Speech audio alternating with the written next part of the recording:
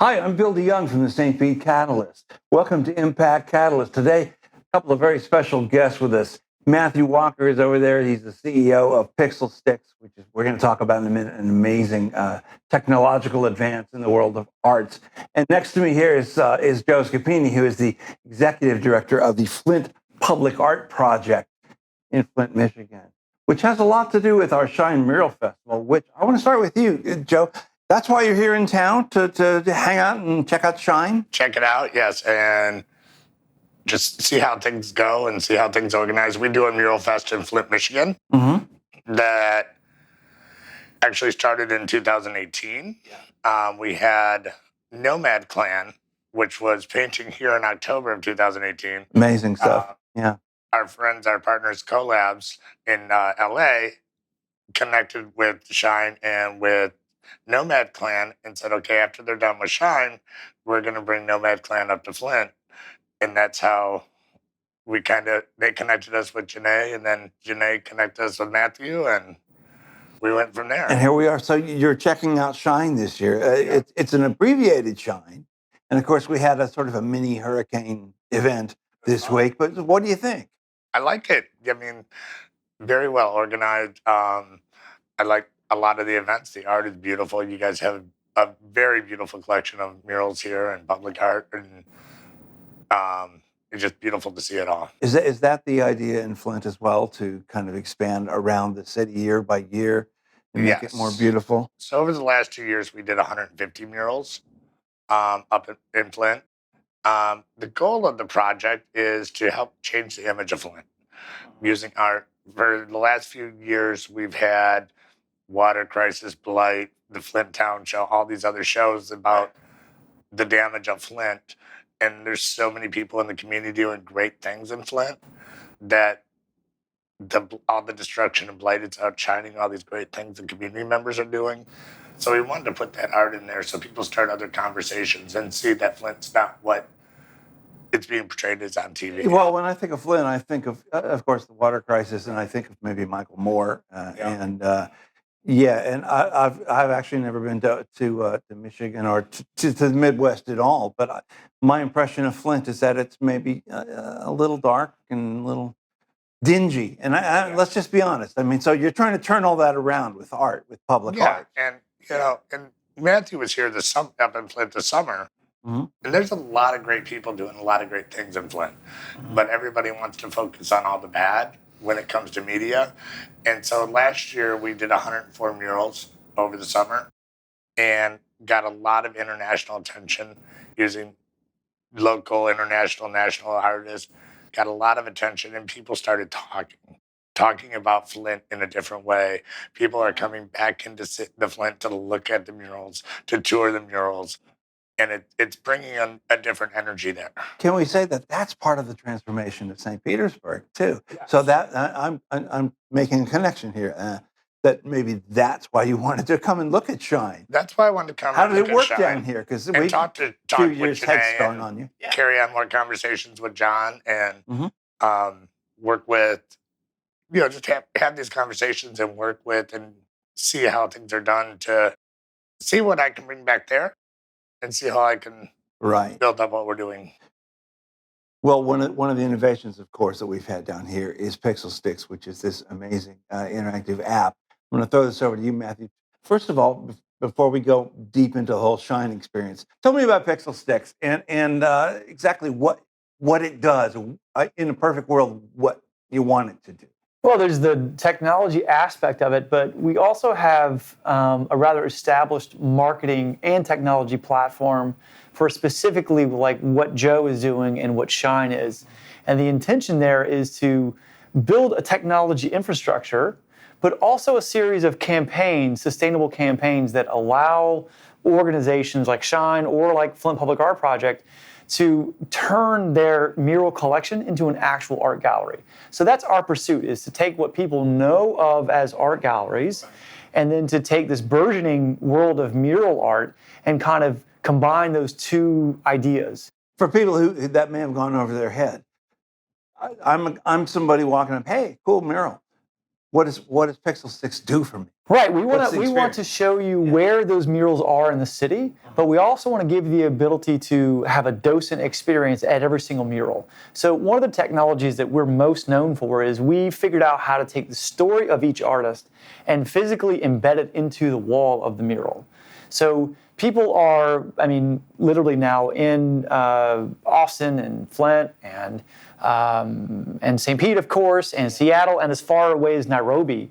People are now learning to open that app and touch their app to the wall, and it tells them the story of that artist. So that's some of the basic infrastructure that enables that gallery-like experience. So connecting people to where the art is, but also allowing the artist to share their story with the audience. Now, there are variations on this technology with regular art galleries too. You go up and I want to learn more about Rembrandt or Dali, if you will. Why does it lend itself so spectacularly to public art, to murals, to big things? You want to take that one? No, yeah. That's a tough question for you. No, it's an easy question. Well, okay. Because what it does is when you go and look at a wall and you see this great mural or this great piece of public art, whatever, you don't always see who did it, and you don't get that connection. So when we build our pages for our Pixel Stix, we add artist bio, links to all their social media, their a link to their web store. So if you wanted to go purchase a print from this artist, you could go on there and order one. Yeah. So it creates that gallery space. And another thing, when I first met with Matthew, is wanted to make it a tool for the community. And so ours also, you're able to report streetlight outages in neighborhoods. You're able to report illegal dumping or blight. There's links for that on there, but it also tells about either the business or the community that it's in to try to give it some reference point of what it is. So yeah, it changes it from just being a piece of art that you drive by and look to actually being able to get that information like you could at a gallery. Let me play devil's advocate for a second, though, especially with murals. You could not leave your house. You could just punch up the app. And I learned all about Nomad Clan and about that, the Narvaez mural that I can't remember the name that we were talking about. That's so brilliant. But the public art experience is being there and looking at it and absorbing it. I mean, you can't. Well, curiously, it was the hybrid of those two things that became really popular once the pandemic really, took over some of the community here. And when art galleries started to close, the public art galleries, and specifically the mural galleries, became the only way that people could experience art. So we adapted our technology to work inside people's cars so that they could drive around. The driving and experience. At the mural drive-in theater experience. Yeah. So that was a huge hit here because people were able to stay in their bubble. They could take their bubble with them, and in the Bluetooth of their car, park in front of a 2 or 3 murals and learn about all those pieces with that docent narration, just like an art gallery. Yeah. And then they could drive to the next location. It was a fabulous thing to see, and it inspired us about the potential for that in other areas. Can you talk to me about how you came up with this? I've heard the story, but let's share that story because I think it's fascinating. Yeah, well, it's kind of a silly thing. My youngest daughter and I took a road trip across the country from Florida to Oregon in 2016, and we visited all of these national parks, and we collected dirt samples. Basically, we had all of this memorabilia that we wanted to put into a photo album. Yeah. And as we shared that photo album, and we made that with my mom, so there was this huge family connection, and I feel like a lot of families relate to that same energy. But as we were sharing the photo album with friends and family, invariably we had videos that went with all of the memories. Oh, yeah. And you want to be able to impart that. Exactly. So we were both trying to look through our Facebook feeds or our video feeds to find the videos that went with the pictures because it always brought up these memories. So what I set out to do was I said, well, what's going to be the simplest way to get that video into the photo album? So that's what led to the creation of Pixel Stix and embedding videos into small stickers that go into photo albums. Because we live in a place that has 600 plus murals, what came next was this idea, and working with Chad Mize and John Collins with Shine, was, well, let's take the stories of the artist and put them into the walls, just like we put videos into a photo album. Mm-hmm. Your background is in what, telecom and healthcare? Yes. So is that like there's another little light bulb in the back of your head that says, okay, I did this with the photo arts. I mean, I'm trying to make the leap. You see what I mean? To serving the public rather than people in their photo albums, which is lovely. But you're a problem solver, and you identified a problem, and then you amplified the solution to make it good for everybody. Well, to be quite honest with you, it can be a little intoxicating, the amount of our patents have 30 different uses of the technology. Yeah. And as Joe was saying, yeah. And some of the challenge has been to kind of reduce some of that noise and focus on one thing at a time. And for instance, I just got an email that we finally got approved by Tervis. So Tervis now has our technology embedded inside the mugs, and people here in Florida know Tervis well. Those are the insulated cups that people use, and they see it. So that's an exciting thing. It's very different than art. It's in the merchandise realm, but some of the challenge has been focusing in on where we can do this work. And when we learned about Nomad Clan has this interesting role that they played in a lot of this, we had conversations with them while they were here. Before they went up to Flint, we were having conversations with them about the attempt by larger cities in the art community like Berlin and London to try and figure out how to make art galleries out of mural collections, and how they weren't able to figure it out. And when we learned about the Flint Public Art Project, we saw that as a way to do some real good with that work. Like, okay, we could create a series of tools around murals, and there is a way that we could use that technology to really do some good. So following Nomad Clan and seeing what they did and seeing how they were inspired by the Flint community kind of inspired our connection and relationship with them. What kind of is it basic pixel stick technology so far with the murals? I know you're talking about all the other things that are being done in Flint, and is it going to change, improve, grow over time? This is not a static thing, right? I mean, it's what you're saying, that the technology keeps being improved upon. You find more uses for it, right? And being a small nonprofit, it's like it took a lot. Almost about a year to get all 150 murals into our gallery. Yeah. And then now that we got all the basics in there, now we just got a grant to start adding that voice narrative that he was talking about, to add the drive-in to some of the murals, and just keep building off of that, because there's so many different things you can do with it. You did a scavenger hunt not too long ago. There's different fundraising events, which fundraising events for nonprofit right now are very difficult when you can't gather and hold large events. So we're working on doing a fundraising event around with the Pixel Stix app, and how to work with that, and how to help support local organizations. So there's so many different things once you have the basics that you can just kind of build off of. Plus, there are things that you haven't thought of yet. Right. That. Well, my addition to that is people who use Pixel Stix, they know that they can connect with the murals and learn about the artist.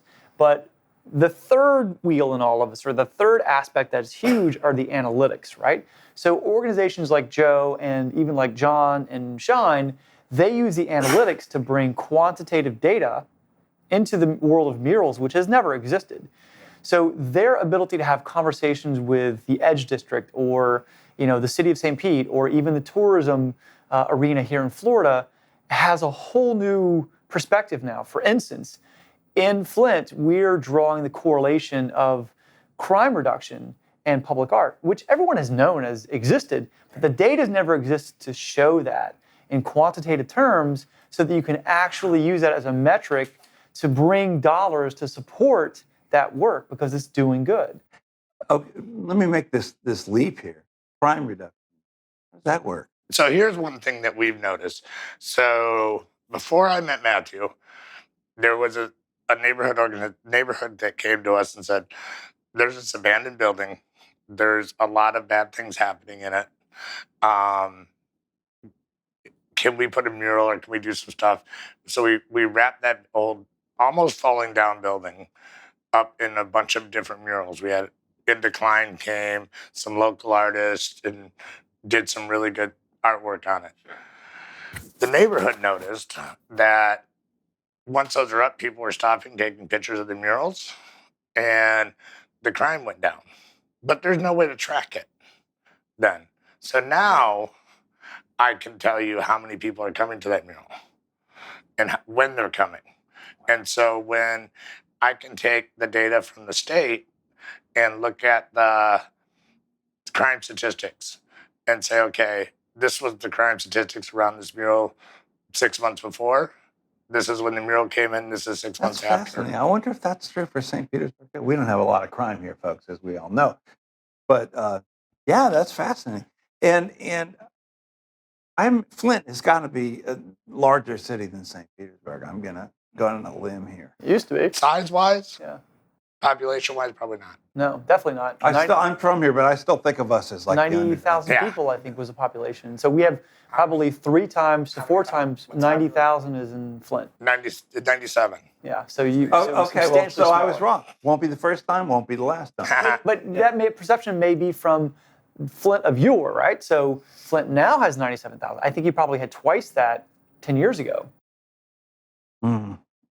And so one of the other things that we want to talk about with the Pixel Sticks, and this year we did a campaign with it. We had a stencil artist, RA, from Miami come up, and he did these vote stencil art. Oh, yeah. So just a shadow figure holding a sign that said vote. And in this vote sign was a Pixel Sticks chip that you could scan on that would take you to the voting registration. So you could register online to vote. That's what we're talking about. Other uses that you find. Yeah. Let's talk about just the notion of public art and what it does for a metropolitan city. Let me start with you. I mean, you can already see the changes after 2 years. It makes them vibrant. Yeah. You know, it's when you're walking around and you see, and you stumble upon a great piece of art, and it's like, wow, or you go, you have something extra to do, and it doesn't cost anything. So, we have 155 murals in our gallery. You could spend several weekends going around looking at murals, and it doesn't cost you anything. It's easy access. You don't have to worry about whether or not what you're wearing. Sometimes you worry about that when you go in the gallery. Sometimes if you're younger and you're carrying your backpack and is a security guard going to follow you around, or they're going to tell you not to touch this or not to do this, and you don't feel like you're educated enough to be in the gallery. It's self-guided. You can do how much. You can do whatever you want and look at whatever you want. And with the Pixel Sticks app, it also teaches you about the art, kind of teaches you how to look at art. So when you go to a gallery, now you feel more comfortable because at least I know how to look at this piece. And if you know how to look at it or feel as you do, you're going to feel more comfortable about it. And so. Yeah. Well, what would you say has been, you've seen Shine now for 6 years, kind of doing what it's doing. Mm-hmm. And have you been here for 6 years or? Oh, yeah. Yeah, okay. In the second stint, yeah. Sorry, 25 years before that. I got it. Okay. I've seen the change in St. Petersburg. What would you say the benefit of this kind of? Oh, man. I had an interesting conversation with Chad Mize about this one time. And I think one of the things I love the most is a topic that Joe and I have talked about, which is this cultural sharing. In that, if we had homogeny, if we had just a few artists in St. Pete painting walls, a lot of our walls would look the same or similar.